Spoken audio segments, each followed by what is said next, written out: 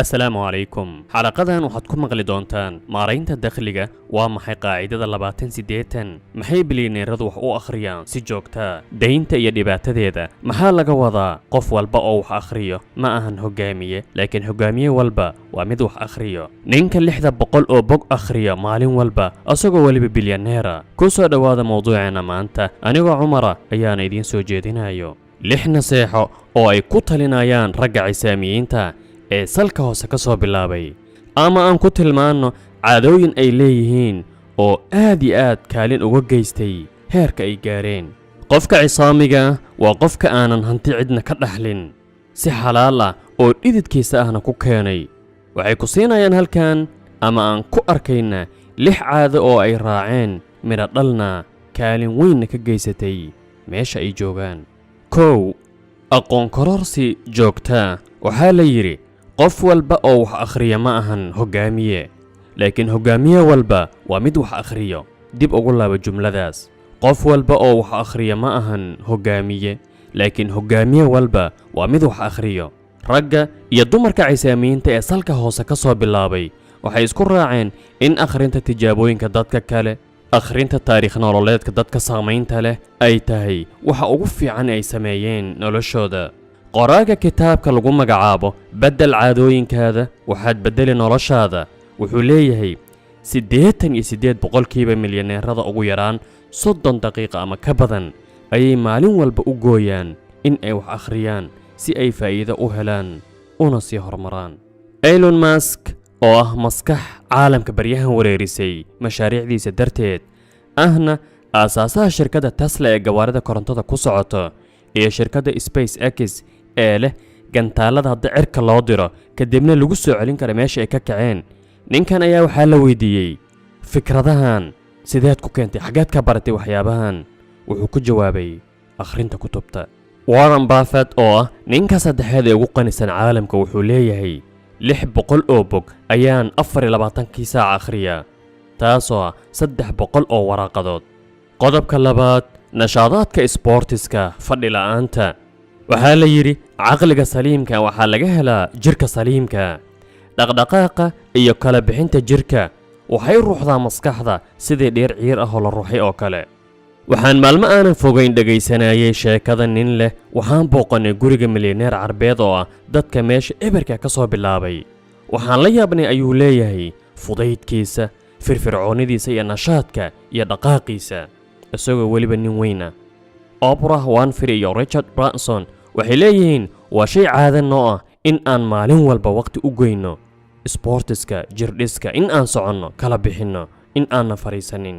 saddexaad tashiilashada israaf la'aanta waxaa jira qaacida ah 20-80 haddaba waa maxay 20-80 waan ogaan doonaa qoraaga kitaabka badal caadooyinkaada badal noloshaada wuxuu leeyahay qaninimadu ma ahan kaliya inaad hanti kasbato ee waa in aad waxaas aad kasbatay aad beeqaamin karto tashiilan karto aad kala reebi karto waxa lagu magacaabo lootariga ee ah baqtiyo nasiibka caankana ka ah waddanka Mareykanka waxaa jiro dad malaayiin ku guulaysto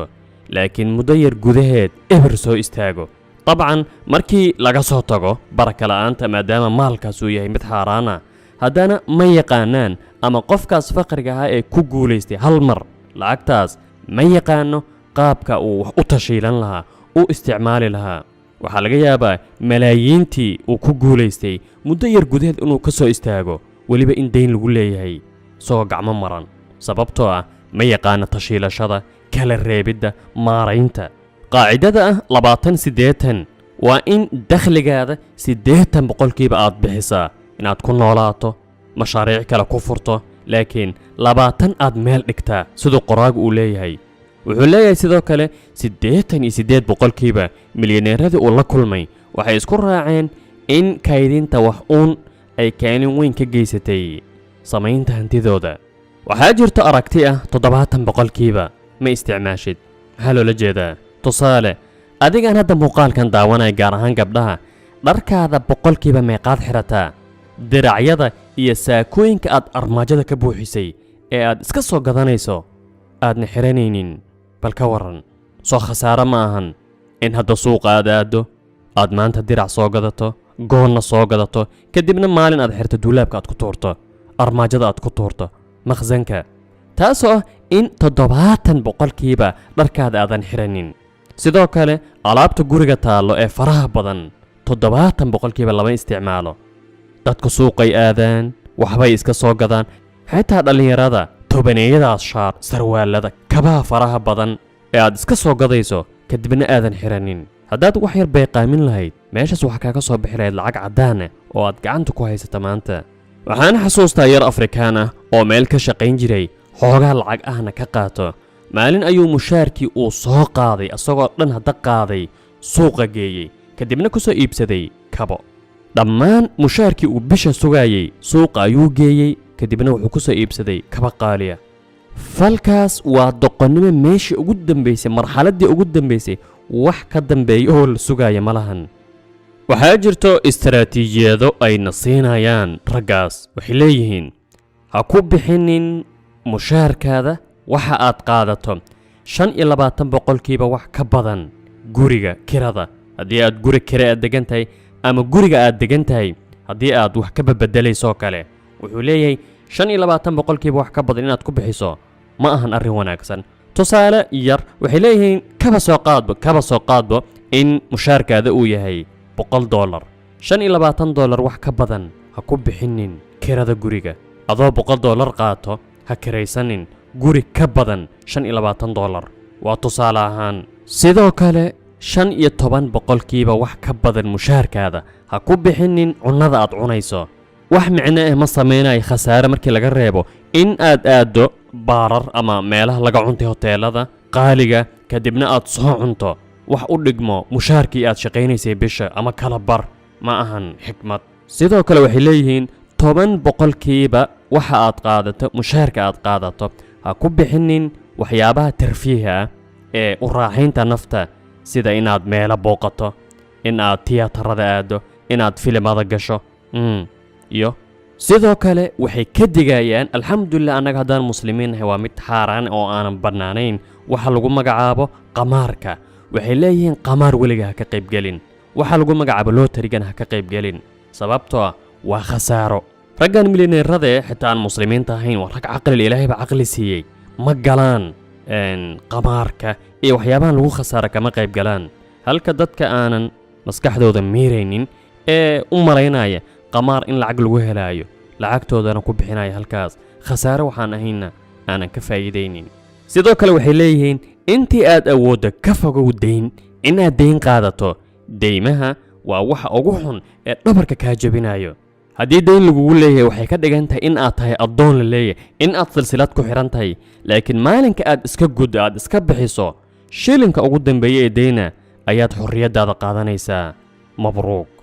afaraad ha iloobin dadka kale waxaan wada ognahay qiimaha sadaqada iyo garab istaagidda dadka kale haddii ilaahay kuu waasiciyey wax ku siiyey ha iloobin xuquuqda lagugu leeyahay hana noqonin bakhiil albaabka soo xirto hana iloobin cid walba oo ku garab istaagtay markaad xirnayd dharka toltolan ayagoona muslimiin ahayn ayay Bill Gates iyo kuwa kale balaayiin hantidooda ku bixiyaan samafalka iyo khayrka طبعا qof muslim ah looma sheegayo qiimaha khayrka falida samafalka iyo in dadka kale la caawiyo waa mid cad oo qof walba muslim uu og yahay qiimaheeda shanaad naftaada ha hilmaamin u yara raaxee sidoo kale samayso waqti aad dib isugu laabanayso naftaada dib u xisaabinayso waxaad u baahan tahay in aad waqtiyada qaar ka dhex baxdo howlaha adag una baxdo meel aad ku nasato aad ka baxdo bii'ada hawsha iyo shaqada waxaad u soo laabanaysaa shaqada adigoo nashiid ah firfircoon una xiisay taasoo awooddaada sii laban laabayso waxay kaloo sameeyaan in ay leeyihiin waqti ay fikiraan si gooni ahna isula hadlaan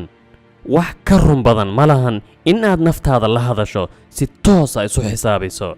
waxaa jira wax lagu magacaabo maskax majoojin maskax miirid in muddo ilaa 30 daqiiqa aad maskaxdaada majoojiso miirto kadibna hurgufto soona warto waxaa loola jeedaa inaad fikirto maskaxdaada si adag oo run ah in aadan been isu sheegin in aadan naftaada been u sheegin inaad si xikmadaysan oo run ah u fikirto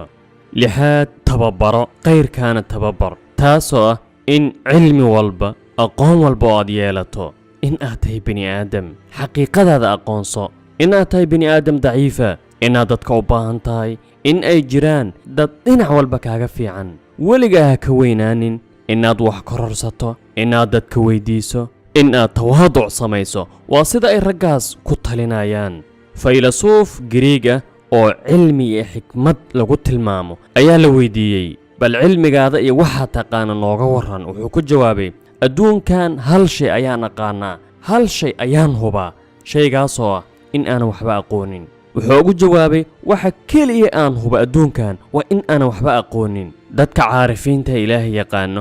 mar kasta uu xaraf u kordho mar kasta oo ay cilmi cusub bartaan waxay dhihi jireen waxaan ogaanay in aan juhalanahay daciifnimada iyo xaqiiqada bani aadamka laakiin maalinkaad madaxa taagto oo aad dhahdo waan isku filanahay cidna uma baahni